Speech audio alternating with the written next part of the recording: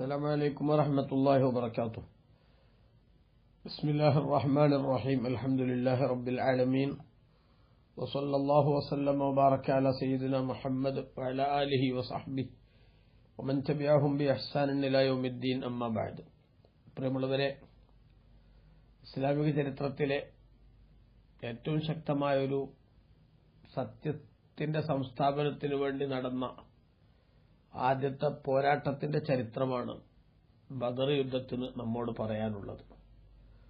അതിന്റെ ആണ്ടിന്റെ സമയം വരുമ്പോൾ സ്വാഭാവികമായും സത്യവിശ്വാസികൾ ബദരീങ്ങളുടെ ധീരോദാത്തമായ പ്രവർത്തനങ്ങളെയും അള്ളാഹുവിനും അവന്റെ റസൂലിനും വേണ്ടിയുള്ള ത്യാഗത്തിന്റെയും ഒക്കെ കഥകളായി വിറക്കുകയും ആ മഹാന്മാരുടെ ആത്മീയമായ സൗഭാഗ്യത്തെക്കുറിച്ച് അഭിമാനിക്കുകയും നമ്മുടെ ജീവിതത്തിലേക്ക് അവരുടെ ജീവിതത്തിൽ നിന്നുള്ള മാതൃകകൾ സന്നിവേശിപ്പിക്കാൻ ആവശ്യമായ ചിന്തയോടുകൂടെ കഴിഞ്ഞുകൂടുകയും ആ മഹാന്മാർക്ക് വേണ്ടി പ്രാർത്ഥിക്കാനും അവരുടെ പേരിൽ ഖുർആൻ ഓതി ഹദിയ ചെയ്യാനും ഭക്ഷണം വിതരണം ചെയ്യാനും ഒക്കെ ശ്രമിക്കുകയും ചെയ്യുക എന്നത് സ്വാഭാവികമായി വിശ്വാസികളിൽ നിന്നുണ്ടാകുന്ന ഒരു പ്രതികരണമാണ്.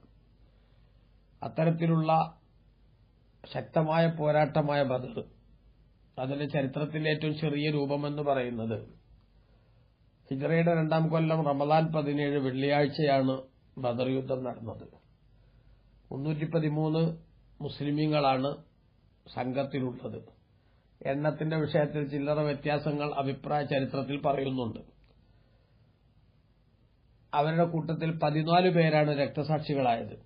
മുശ്രിക്കുകൾ 900-ന്റെയും 1000-ന്റെയും ഇടയിലുള്ള സംഖ്യയുണ്ടായിരുന്നു എന്നാണ് ചരിത്രം. അവരിൽ 70 പേർ കൊല്ലപ്പെടുകയും 70 ആളുകളെ യുദ്ധത്തടവുകാരായി മുസ്ലിമീങ്ങൾ പിടിക്കുകയും ചെയ്തു. അങ്ങനെ യുദ്ധത്തിൽ ശത്രുക്കൾക്ക് അതിശക്തമായിട്ടുള്ള ഭൌതിക സൌകര്യങ്ങളും സംവിധാനങ്ങളും എല്ലാം ഉണ്ടായിട്ടും ഭൌതികമായ സംവിധാനങ്ങളും സൌകര്യങ്ങളൊന്നും അശേഷമില്ലാത്ത സത്യവിശ്വാസികൾക്ക് മുന്നിൽ തോറ്റു തുന്നം പാടുന്ന അവസ്ഥയിലേക്ക് ശത്രുക്കളെ അല്ലാഹു സുബ്ഹാനഹു വ തആല എത്തിച്ച അങ്ങേയറ്റം സന്തോഷകരമായ ഒരു ചരിത്രമാണ് ബദറിന് നമ്മളോട് പറയാനുള്ളത്. ആ യുദ്ധത്തിലേക്ക് നയിച്ച പശ്ചാത്തലം, നബി സല്ലല്ലാഹു അലൈഹി വസല്ലം തങ്ങളുടെ സ്വഹാബത്ത് അവരുടെ സമ്പത്ത് മുഴുവനും മക്കയിൽ വിട്ടേച്ചു മദീനത്തേക്ക് വന്നവരാണ്. ആ മുഹാജിറുകളായ സ്വഹാബത്തിന്റെ സമ്പത്ത് ഉപയോഗപ്പെടുത്തി അത് കൊള്ളയടിച്ച് മുസ്ലിമീങ്ങൾക്ക് നേരെ തന്നെ അസ്വസ്ഥതകൾ ഉണ്ടാക്കാനുള്ള ശ്രമങ്ങൾ നിരന്തരം നടത്തിക്കൊണ്ടിരിക്കുന്ന മുശ്രിക്കുകളുടെ സാമ്പത്തികമായ ഭദ്രത തകർക്കുക എന്ന ലക്ഷ്യത്തോടെ അബൂ സുഫിയാന്റെ നേതൃത്വത്തിൽ ഷാമിൽ നിന്ന് കച്ചവടം കഴിഞ്ഞ് തിരിച്ചുവരുന്ന വലിയ വർത്തക സംഘത്തെ പിടികൂടാൻ നബി സല്ലല്ലാഹു അലൈഹി വസല്ലമ തങ്ങൾ തീരുമാനിക്കുകയും അതിന്റെ അടിസ്ഥാനത്തിൽ റസൂലുള്ളാഹി സ്വല്ലല്ലാഹു അലൈഹി വസല്ലമ തങ്ങളും ലഭ്യമായ അനുയായികളും, അതാണ് 313 എന്ന് പറഞ്ഞത്, അവർ ബദറിലേക്ക് പുറപ്പെടുകയും ചെയ്യുകയാണ്. എന്നാൽ റസൂലുള്ളാഹി സ്വല്ലല്ലാഹു അലൈഹി വസല്ലമ തങ്ങളുടെ ഈ വരവിനെ സംബന്ധിച്ച് സൂചന ലഭിച്ച അബൂ സുഫിയാൻ, ആ കച്ചവട സംഘത്തിന്റെ നേതാവ്, അദ്ദേഹം ലംലം എന്ന് പറയുന്ന ആളെ വിളിച്ച് അദ്ദേഹത്തിന് മക്കയിലെത്തി എത്രയും പെട്ടെന്ന് ഖുറൈശികളോട് അപായ സൂചന നൽകാനും ഈ യാത്രാസംഘത്തെ സഹായിക്കാൻ ആവശ്യപ്പെടാനും നിർദ്ദേശിച്ചു. അങ്ങനെ അദ്ദേഹം കുതിരപ്പുറത്ത് അതിശക്തമായ വേഗത്തിൽ മക്കയിലെത്തി അപായ സൂചനകൾ നൽകിക്കൊണ്ട് മക്കക്കാരെ വിവരമറിയിച്ചു. ഈ വിവരം അറിയുന്നതോടുകൂടെ തന്നെ അബൂ സുഫിയാൻ പക്ഷേ തീരപ്രദേശത്തുകൂടി മറ്റൊരു പരിചിതമല്ലാത്ത വഴിയിലൂടെ മക്കയിലേക്ക് സുരക്ഷിതനായി രക്ഷപ്പെടുകയും ചെയ്തു. അങ്ങനെ മക്കയിലേക്ക് അദ്ദേഹം സുരക്ഷിതനായി രക്ഷപ്പെട്ടപ്പോൾ ഇനി ബദറിലേക്ക് പോകേണ്ടതില്ലെന്നും തിരിച്ചു പോരണമെന്നുമൊക്കെ മക്കക്കാരോട് അബൂ സുഫിയാൻ അഭ്യർത്ഥിച്ചുവെങ്കിലും അഹങ്കാരിയായ അബൂജഹലിന് ആ നിർദ്ദേശം സമ്മതമല്ലായിരുന്നു. അയാൾ പറഞ്ഞു, വല്ലാഹി ലാ നർജിഉ ഹത്താ നരിദ ബദറൻ, ബദറിലെത്തി ഫനുഖീമു ഫീഹി സലാസൻ, 3 ദിനം നമ്മളവിടെ താമസിക്കും. ഫയസ്മഉ ബിനൽ അറബു ഫയഹാബൂനനാ അബദാ, മുസ്ലിമീങ്ങളെ പിടികൂടാൻ നമ്മൾ അവിടെ എത്തിയെന്ന വിവരം അറബികൾ മുഴുവനും അറിയും, അവരത് വാർത്ത കേൾക്കും. എല്ലാ അറബ് ലോകവും നമ്മളെ ഭയപ്പെടുന്ന അവസ്ഥയുണ്ടാകും. അതിനുവേണ്ടി ഞങ്ങൾ പോയേ അടങ്ങുവെന്ന വാശി പിടിച്ചു അബൂജഹൽ. അങ്ങനെ അവർ ബദറിലെത്തുകയും യുദ്ധത്തിലേക്കൊരു അവസ്ഥ പിന്നീട് ഉണ്ടാവുകയും ചെയ്തു. ഈ രണ്ടു സംഘത്തിന്റെയും പുറപ്പാട് ഒരു യുദ്ധമായി ഡെവലപ്പ് ചെയ്യപ്പെടുന്ന അവസ്ഥയാണ് ചരിത്രത്തിൽ പിന്നീടുണ്ടായത്. പക്ഷെ ആ യുദ്ധത്തിൽ അല്ലാഹു സുബ്ഹാനഹു വ തആല ഒരാൾക്കും ഊഹിക്കാൻ പോലും പറ്റാത്ത വിധത്തിലുള്ള സഹായമാണ് വിശ്വാസികൾക്ക് നൽകിയത്. മലക്കുകളെ 5000 മലക്കുകളെ ഇറക്കുകയും അതോടൊപ്പം തന്നെ വിശ്വാസികൾക്ക് അല്ലാഹു തആല വലിയ സന്തോഷം നൽകുകയും മുശ്രിക്കുകളുടെ കൂട്ടത്തിൽ നിന്ന് 70 ആളുകളെ കൊല്ലാനും 70 ആളുകളെ തടവുപുള്ളികളാക്കി പിടിക്കാനും, അതൊക്കെ മക്കയിലെ കേമന്മാരായിട്ടുള്ള ആളുകളാണ്, ഏറിയ കൂറുമെന്ന് നമ്മൾ പ്രത്യേകം മനസ്സിലാക്കണം. ധാരാളം സമരാർജിത സ്വത്തുക്കളും 70ഓളം വരുന്ന ഈ തടവുപുള്ളികളെയും കൊണ്ട് ബഹുമാനപ്പെട്ട നബി സല്ലല്ലാഹു അലൈഹി വസല്ലം തങ്ങൾക്കും സഹാബത്തിനും മദീനത്തേക്ക് എത്താൻ സാധിക്കുക എന്ന് പറഞ്ഞാൽ അതൊരു വല്ലാത്ത സംഗതിയാണ് നമ്മൾ മനസ്സിലാക്കണം. അല്ലാഹു തആല ഖുർആനിൽ പറഞ്ഞതുപോലെ കമ്മിൻ ഫിയത്തിൻ ഖലീലത്തിൻ ഗലബത് ഫിയത്തൻ കസീറത്തൻ ബിഇദ്നില്ലാഹ് വല്ലാഹു മഅസ് സാബിരീൻ. എത്ര ചെറിയ ചെറിയ സംഘങ്ങളാണ് വലിയ വലിയ സംഘങ്ങളെ അല്ലാഹുവിന്റെ അനുമതിയോടുകൂടെ കീഴ്പ്പെടുത്തുകയും അതിജയിക്കുകയും ചെയ്തിട്ടുള്ളത്. ക്ഷമാശീലരോടൊപ്പം അല്ലാഹു സുബ്ഹാനഹു വ തആലയുടെ സഹായം ഉണ്ടാകും എന്ന് പടച്ച റബ്ബ് ഖുർആനിലെ സൂറത്തുൽ ബഖറ 2-ാം അധ്യായം സൂറത്തുൽ ബഖറയുടെ 249-ാം സൂക്തത്തിൽ രേഖപ്പെടുത്തിയതുപോലെ അല്ലാഹു തആല മുസ്ലിമീങ്ങൾക്ക് നൽകിയ ആ ബദറിലെ സന്തോഷത്തെ സംബന്ധിച്ച് അല്ലാഹു തആല ഖുർആനിൽ തന്നെ 3-ാം അധ്യായം സൂറത്തു ആല ഇംറാന്റെ 123-ാമത്തെ സൂക്തത്തിൽ പറഞ്ഞല്ലോ, വലഖദ് നസറക്കുമുല്ലാഹു ബിബദരിൻ വഅൻതും അദില്ല ഫത്തഖുല്ലാഹ ലഅല്ലക്കും തഷ്കുറൂൻ. നിശ്ചയം അല്ലാഹു തആല ബദറിൽ നിങ്ങളെ സഹായിച്ചിരിക്കുന്നു മുഅ്മിനീങ്ങളെ. വഅൻതും അദില്ല, നിങ്ങൾ അങ്ങേറ്റം നിന്ദരായിരിക്കെ എന്ന് പറഞ്ഞാൽ ഭൗതികമായ സംവിധാനങ്ങൾ ഏത് പരിശോധിച്ചു നോക്കിയാലും നിങ്ങൾക്ക് അനുകൂലമായ ഘടകങ്ങളൊന്നുമില്ലാത്ത അവസ്ഥയിൽ അല്ലാഹുവിന്റെ സഹായം കൊണ്ടാണ് നിങ്ങൾ ഇவ்விதം അതിജയിച്ചു മുന്നോട്ട് പോയത്. അതിനാൽ ഫത്തഖുല്ലാഹ ലഅല്ലക്കും തഷ്കുറൂൻ, നിങ്ങൾ നന്ദിയുള്ളവരാവാൻ അല്ലാഹുവിന്റെ വിധിവിലക്കുകൾ സൂക്ഷിച്ച് ജീവിക്കുന്ന അവസ്ഥയുണ്ടാവണം. അതായത് ഈ യുദ്ധത്തിൽ നിങ്ങൾക്കുണ്ടായ വിജയം വാസ്തവത്തിൽ നിങ്ങൾക്ക് ഉത്തരവാദിത്ത ബോധം വർദ്ധിപ്പിക്കേണ്ടതാണ്. വിജയത്തിന്റെ ആവേശത്തിൽ അഹങ്കാരത്തിന്റേതായ ശൈലിയിലേക്ക് നിങ്ങളുടെ സ്വഭാവം വഴിമാറരുത് എന്ന് ചുരുക്കം. അങ്ങനെ നോക്കൂ, ബഹുമാനപ്പെട്ട നബി സല്ലല്ലാഹു അലൈഹി വസല്ലമ തങ്ങൾ ഈ സൈന്യത്തെ നയിച്ചുകൊണ്ട് ബദറിലേക്ക് എത്തിയപ്പോ അബൂ സുഫിയാന്റെ നേതൃത്വത്തിലുള്ള കച്ചവട സംഘം 30 അല്ലെങ്കിൽ 40 ആളുകൾ ഉൾക്കൊള്ളുന്ന ഒരു സംഘമായിരുന്നു. ഖുറൈശികളിലെ ഒട്ടുമിക്ക ആളുകൾക്കും ഇൻവെസ്റ്റ്മെന്റ് ഉണ്ടായിരുന്ന കച്ചവടമാണ് ആ സംഘത്തിലുണ്ടായിരുന്നത്.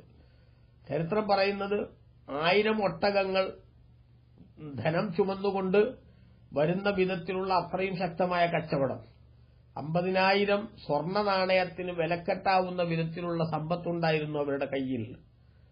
അങ്ങനെ റസൂലുള്ളാഹി സ്വല്ലല്ലാഹു അലൈഹി വസല്ലം തങ്ങൾ അവരെ പിടികൂടാനാണ് 300 ചില്ലാനം വരുന്ന 313 ആളുകളെയും കൊണ്ട് ബദറിലേക്ക് പുറപ്പെടുന്നത്. കാര്യമായ ആയുധങ്ങളൊന്നും അവരുടെ കയ്യിലില്ല. പടയങ്കികൾ 60 എണ്ണം, കുതിര 2 എണ്ണം, ഒട്ടകങ്ങൾ 70 അതിനടുത്ത എണ്ണമോ അത്രയേ ഇവരുടെ കൂടെയുള്ളൂ. അതുകൊണ്ട് തന്നെ എല്ലാവർക്കും സഞ്ചരിക്കാൻ സ്വന്തമായി വാഹനങ്ങളില്ലാത്തതിനാൽ സഹാബത്തിനെ ഊഴം വെച്ചുകൊണ്ട് യാത്ര ചെയ്യുന്ന രീതിയാണ് അള്ളാഹുവിന്റെ റസൂൽ ക്രമീകരിച്ചത്. അതായത് ഒരു ഒട്ടകത്തിന്റെ പുറത്ത് 3 ആളുകൾ, ഒരാൾ കുറച്ച് സമയം, പിന്നെ അടുത്ത ആൾ, പിന്നെ അടുത്ത ആൾ എന്ന രൂപത്തിൽ അങ്ങനെ ഊഴം വെച്ചുകൊണ്ട് യാത്ര ചെയ്യാനുള്ള സംവിധാനം നിബിധങ്ങൾ ക്രമീകരിച്ചു. അബൂബക്കർ റളിയല്ലാഹു അൻഹു, ഉമർ റളിയല്ലാഹു അൻഹു, അബ്ദുറഹ്മാൻ ബിൻ ഔഫ് റളിയല്ലാഹു അൻഹു ഒക്കെ ഒരൊട്ടകത്തിന്റെ പുറത്ത് ഊഴം വെച്ച് സഞ്ചരിക്കാൻ നിർദ്ദേശിക്കപ്പെട്ട 3 അംഗ സംഘമായിരുന്നു. നബി സല്ലല്ലാഹു അലൈഹി വസല്ലം തങ്ങളും അലി ഇബ്നു അബീ ത്വാലിബ് റളിയല്ലാഹു അൻഹു, മർസദ് ബിൻ അബിൽ മർസദുൽ ഗനവി റളിയല്ലാഹു അൻഹു അവരായിരുന്നു ഒരൊട്ടകത്തിന്റെ പുറത്ത് യാത്ര ചെയ്യേണ്ട 3 പേർ.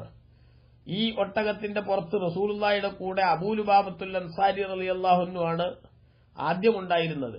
അദ്ദേഹത്തെ റൗഹാ എന്ന് പറഞ്ഞ സ്ഥലത്ത് വെച്ച് നബിതങ്ങൾ മദീനയിലേക്ക് അവിടുത്തെ ഭരണകാര്യങ്ങൾ നിയന്ത്രിക്കാൻ വേണ്ടി തിരിച്ചയച്ചതുകൊണ്ടാണ് ആ സ്ഥാനത്തേക്ക് പിന്നെ ബഹുമാനപ്പെട്ട മർസദ് ബിൻ അബിൽ മർസദുൽ ഗനവി റളിയല്ലാഹു അൻഹു കടന്നു വന്നത് എന്ന് ഇസ്ലാമിക ചരിത്ര ഗ്രന്ഥങ്ങൾ രേഖപ്പെടുത്തുന്നുണ്ട്. ഇബ്നു കസീറിന്റെ അൽ ബിദായത്തു വൻ നിഹായ ഒക്കെ നോക്കിയാൽ നമുക്കിത് കാണാൻ പറ്റും. ഈ 3 പേർ റസൂലുള്ളാഹിന്റെ കൂടെയുള്ള മറ്റു 2 പേർ അലി റളിയല്ലാഹു അൻഹു, മർസദ് റളിയല്ലാഹു അൻഹു, നേരത്തെ അബൂ ലുബാബ റളിയല്ലാഹു അൻഹു, അവര് ഒന്നിച്ച് യാത്ര ചെയ്യുമ്പോൾ നബി സല്ലല്ലാഹു അലൈഹി വസല്ലം തങ്ങളെ ഇറങ്ങി മറ്റുള്ള ഒരാൾക്ക് കയറാനുള്ള സമയം വരുമ്പോൾ അവർ 2 പേരും മുത്തുനബിയോട് ഒരേ സ്വരത്തിൽ പറയും, നബിയെ നഹ്നു നംശി അൻക്, തങ്ങൾ വാഹനപ്പുറത്ത് യാത്ര ചെയ്ത് ഞങ്ങൾ നടന്നോളാം, ഞങ്ങളുടെ സമയവും കൂടെ തങ്ങൾ യാത്ര ചെയ്താൽ വാഹനപ്പുറത്ത് ഇരുന്നാൽ അതാണ് ഞങ്ങൾക്ക് സന്തോഷം. പക്ഷെ മുത്തുനബിയുടെ മറുപടി മാ അൻതുമാ ബി അഖ്വാ മിന്നി വലാ അന ബി അവന അനിൽ അജ്രി മിൻകുമാ, നിങ്ങൾക്ക് രണ്ടുപേർക്കും എന്നെക്കാൾ ശാരീരിക ശക്തിക്ഷമതയില്ല, അതേസമയത്ത് നിങ്ങളെക്കാൾ കൂലി ആവശ്യമില്ലാത്തവനല്ല ഞാൻ അള്ളാഹുവിന്റെ. എന്നെക്കാൾ ശക്തി നിങ്ങൾക്ക് കൂടുതലുള്ളതുകൊണ്ട് ദുർബലനായ എന്നെ സഹായിക്കുക എന്ന ആ ഒരു ഉദ്ദേശത്തിന് ഇവിടെ അർത്ഥമില്ല.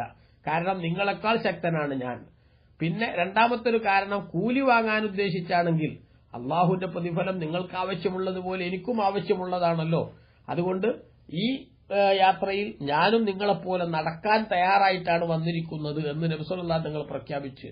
അതായത് ഈ യുദ്ധത്തിലും മറ്റു സന്ദർഭങ്ങളിലുമൊക്കെ റസൂലുള്ളാഹി സ്വല്ലല്ലാഹു അലൈഹി വസല്ലം തങ്ങൾ ഒരു നേതാവ് വാസ്തവത്തിൽ അനുയായി വൃന്ദത്തോടൊപ്പം സ്വീകരിക്കേണ്ട, അവരിൽ ഇഴകിച്ചേർന്ന് അവരോടൊപ്പം നിൽക്കുക എന്ന രീതി കൃത്യമായിട്ട് നടപ്പാക്കിയെന്നർത്ഥം. ഈ സംഘത്തിൽ 3 കൊടികൾ റസൂലുള്ളാഹി സ്വല്ലല്ലാഹു അലൈഹി വസല്ലം സംവിധാനിക്കുകയും ഒരു വെള്ളക്കൊടിയും 2 കറുത്ത കൊടിയും, വെളുത്ത കൊടി മുസ്അബ് ബിൻ ഉമൈർ റളിയല്ലാഹു അൻഹുവിന്റെ കയ്യിലും അതേപോലെ തന്നെ 2 കറുത്ത കൊടികൾ, ഒന്ന് അലി റളിയല്ലാഹു അൻഹുവിന്റെയും മറ്റൊന്ന് മദീനയുടെ നേതാവായ സഅദ് ബിൻ മുആദ് റളിയല്ലാഹു അൻഹുവിന്റെ കയ്യിൽ നൽകുകയും ചെയ്തു. മദീനയിൽ നിന്ന് റസൂലുള്ളാഹി സ്വല്ലല്ലാഹു അലൈഹി വസല്ലം സഹാബത്തും പുറപ്പെട്ടത് ഹിജ്റയുടെ 2ാം വർഷം റമളാൻ 8-നാണ്. 17-നാണല്ലോ യുദ്ധം നടക്കുന്നത്, 8-നാണ് പുറപ്പെട്ടത്. നിസ്കാരത്തിന് നേതൃത്വം നൽകാൻ അബ്ദുല്ലാഹി ബിൻ മക്തും റളിയല്ലാഹു അൻഹുവിനെയും അതേപോലെ തന്നെ മറ്റു അധികാര കാര്യങ്ങൾ കൺട്രോൾ ചെയ്യാൻ അബൂ ലുബാബ റളിയല്ലാഹു അൻഹുവിനെയും നബി തങ്ങൾ നിയമിച്ചു.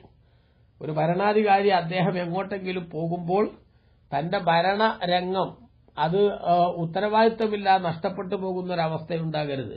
അതിനാവശ്യമായിട്ടുള്ള മുൻകരുതലുകൾ എടുക്കുക എന്നത് ഏറ്റവും പ്രധാനപ്പെട്ട വിഷയമാണ് എന്ന് കൂടി ഇവിടെ നമുക്ക് മനസ്സിലാക്കാൻ സാധിക്കും.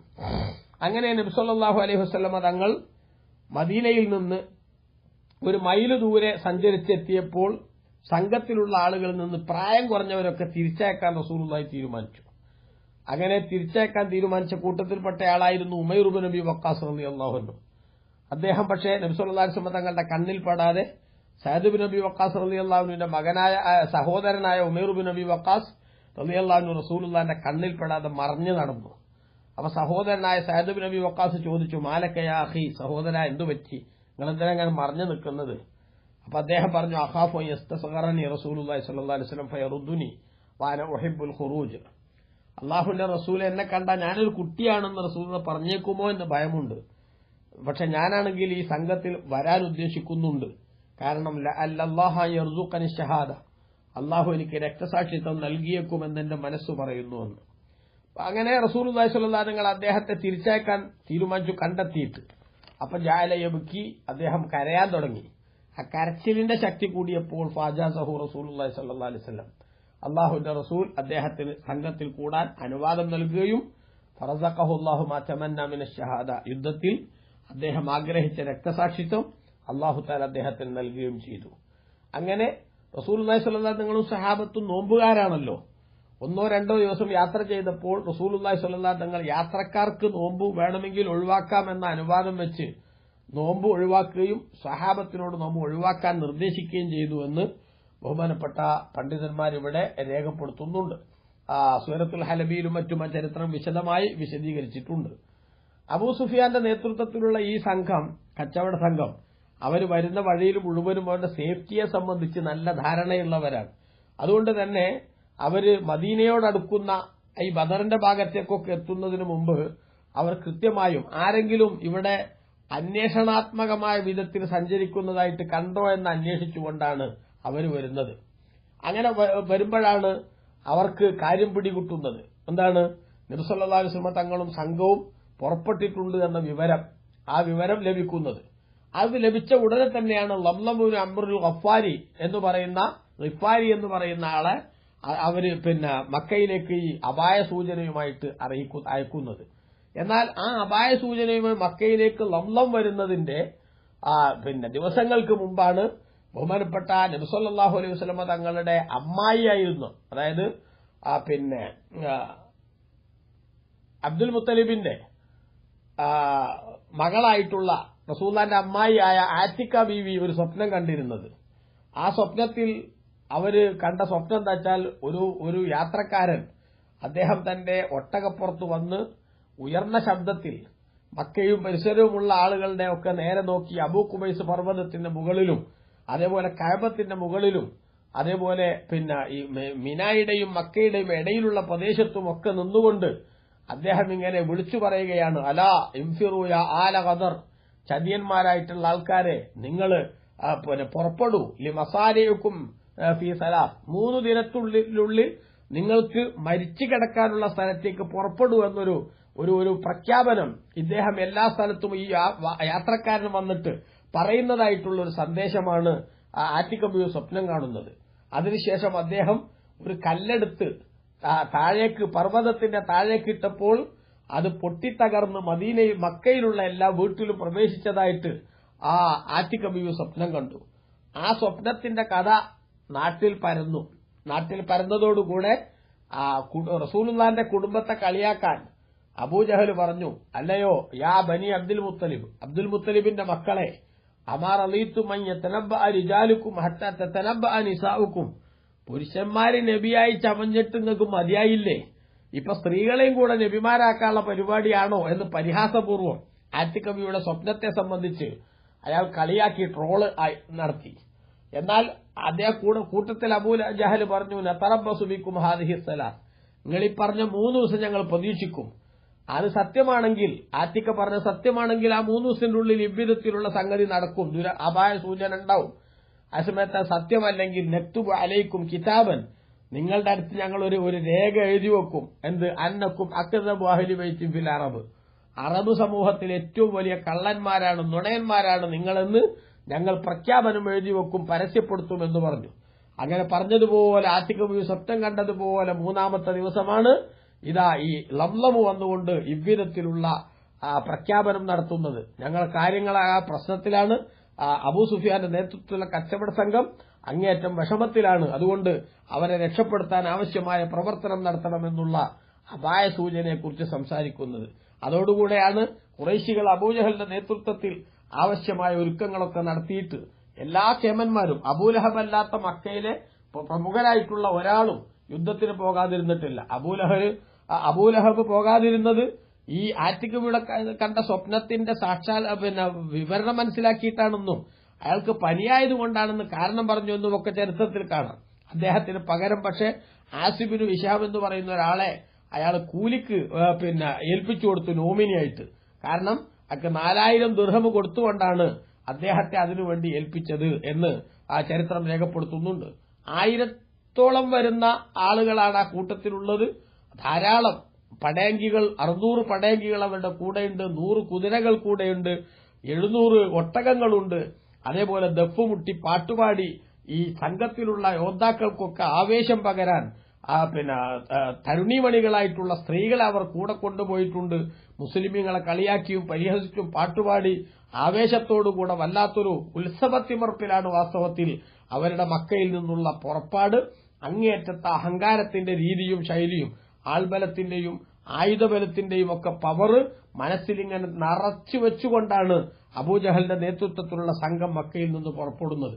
എന്നാൽ റസൂലുള്ളാഹി സ്വല്ലല്ലാഹു അലൈഹി വസല്ലം തങ്ങൾ ഈ യാത്രാസംഘത്തിന്റെ വിവരങ്ങൾ കൃത്യമായി അന്വേഷിച്ചുകൊണ്ട് അവർ ബദറിലേക്ക് എത്താൻ പോകുന്നു എന്ന വിവരം 2 സ്ത്രീകൾ തമ്മിലുള്ള സംഭാഷണത്തിന്റെ കഥ മനസ്സിലാക്കിക്കൊണ്ട് നേരത്തെ തന്നെ അയച്ചിട്ടുള്ള രഹസ്യങ്ങൾ അന്വേഷിച്ച് അറിയാൻ വേണ്ടി അയച്ചിട്ടുള്ള അന്വേഷകന്മാരിലൂടെ റസൂലുള്ളാഹി സ്വല്ലല്ലാഹു അലൈഹി വസല്ലം തങ്ങൾ അറിയുകയും ആ രൂപത്തിൽ കാര്യങ്ങളൊക്കെ വിലയിരുത്തപ്പെടുകയും ചെയ്തു. അങ്ങനെയാണ് വാസ്തവത്തിൽ അവർ ഈ അന്വേഷണത്തിന് വേണ്ടി വന്നിട്ട് അവരൊരു വെള്ളം എടുക്കുന്നതിന് വേണ്ടി ഒരു സ്ഥലത്ത് നിന്നപ്പോ ഈ 2 സ്ത്രീകൾ തമ്മിലുള്ള സംഭാഷണത്തിന്റെ കഥ കേൾക്കുകയാണ്. അതായത് ഒരാൾ മറ്റൊരാൾ കടം വാങ്ങിയതാണ്, വായ്പ വാങ്ങിയ കാശ് തിരിച്ചു കൊടുക്കാത്തതുകൊണ്ട് അവർ പ്രശ്നം ഉണ്ടാക്കിയപ്പോ ഒരു പെണ്ണ് മറ്റേ പെണ്ണിനോട് പറയാണ്, നമ്മൾ യാത്രാ സംഘം ഇവിടെ വരാനിരിക്കുന്നുണ്ട് നാളെയോ മറ്റന്നാളൊക്കെ ആയിട്ട്, അവർക്ക് ഭക്ഷണം ഉണ്ടാക്കി കൊടുത്തിട്ട് നിന്റെ കടം ഞാൻ വീട്ടിക്കൊള്ളാമെന്ന്. അപ്പൊ അത് അബൂ സുഫിയാന്റെ നേതൃത്വത്തിലുള്ള കച്ചവട സംഘമാണെന്ന് അവർ മനസ്സിലാക്കുകയും വിവരം റസൂലുള്ളാഹി അറിയിക്കുകയും ചെയ്തു. പക്ഷെ അബൂ സുഫിയാൻ ഈ വരുന്ന വഴിയിൽ അന്വേഷിച്ചു, ആരെങ്കിലും ഇവിടെ പ്രത്യേകമായിട്ട് പരിചയമില്ലാത്ത ആളുകൾ വന്നിരുന്നു എന്ന്. അപ്പോ മജ്ദിയുബ്നു അംറുബ്നുൽ ജുഹനി എന്ന് പറയുന്ന തദ്ദേശീയനായിട്ടുള്ള ഒരാള് അദ്ദേഹം അബൂ സുഫിയാനോട് പറഞ്ഞു, അതെ 2 പേര് ഇവിടെ ഈ പരിസരത്ത് വരികയും ഇവിടെ കാര്യങ്ങൾ നിരീക്ഷിക്കുകയും ചെയ്തിരുന്നുവെന്ന്. അപ്പൊ അബൂ സുഫിയാൻ അവരുടെ ഒട്ടകത്തിന്റെ കാഷ്ടം പരിശോധിച്ചിട്ട് അയാൾ പറഞ്ഞു, ഇത് മദീനയിലുള്ള കാരക്കക്കുരുവാണ്, ഇത് ഈ ഒട്ടകങ്ങൾ കഴിച്ചിട്ടുള്ള ഭക്ഷണത്തിൽ കാണുന്നത്. അതുകൊണ്ട് തന്നെ മുഹമ്മദ് നബിയും ആൾക്കാരും ഈ പരിസരത്ത് എവിടെയൊക്കെ ഉണ്ട് എന്നാണ് മനസ്സിലാക്കേണ്ടത് എന്ന് ചിന്തിച്ചുകൊണ്ടാണ് അബൂ സുഫിയാൻ തീരപ്രദേശത്തുകൂടെ വഴിമാറി സഞ്ചരിക്കുകയും മക്കയിലേക്ക് തിരിച്ചെത്തുകയും ചെയ്തത്. എന്നാൽ അബൂജഹലിനോട് തിരിച്ചു വരാൻ വേണ്ടി നിർദ്ദേശിച്ചുവെങ്കിലും മടങ്ങി വരികയില്ലെന്നും കുറേശികൾ അറബികളെ മൊത്തം പേടിപ്പിച്ച് അവർക്ക് നമ്മളോടിനി ഒരു ശത്രുതയിൽ നിൽക്കാനുള്ള ഒരു സാഹചര്യവും ഉണ്ടാകാതിരിക്കുന്ന അവസ്ഥയിൽ എത്തിയിട്ടേ തിരിച്ചു പോകൂ എന്ന ആ ഒരു അഹങ്കാരത്തിന്റെ രീതി പറഞ്ഞുകൊണ്ടാണ് അവർ ബദറിലേക്ക് വരുന്നത്. മുസ്ലിമീങ്ങളും അതേപോലെ തന്നെ അബൂജഹലിന്റെ നേതൃത്വത്തിലുള്ള മുശ്രിക്കുകളും അവർ ബദറിൽ മുഖാമുഖം കാണാൻ പോവുകയാണ്. ഇൻഷാ അല്ലാഹ് കുറച്ചുകൂടി കാര്യങ്ങൾ നാളത്തെ ക്ലാസ്സിൽ നമുക്ക് പറയാം. അല്ലാഹു സുബ്ഹാനഹു വ തആല അസ്ഹാബുൽ ബദറിന്റെ നമ്മളെ തൊട്ടെല്ലാം ഹൈറായ പ്രതിഫലം നൽകട്ടെ. അവന്റെ ബർക്കത്തുകൊണ്ട് അല്ലാഹു നമ്മളെ സാലിഹീങ്ങളിൽ ഉൾപ്പെടുത്തുമാറാവട്ടെ. ആമീൻ. വസല്ലല്ലാഹു അലാ നബിയിൽ മുസ്തഫ മുഹമ്മദ് വആലിഹി വസഹ്ബിഹി വസല്ലം. വൽഹംദുലില്ലാഹി റബ്ബിൽ ആലമീൻ. വസ്സലാമു അലൈക്കും വറഹ്മത്തുള്ളാഹി വബറകാതുഹു.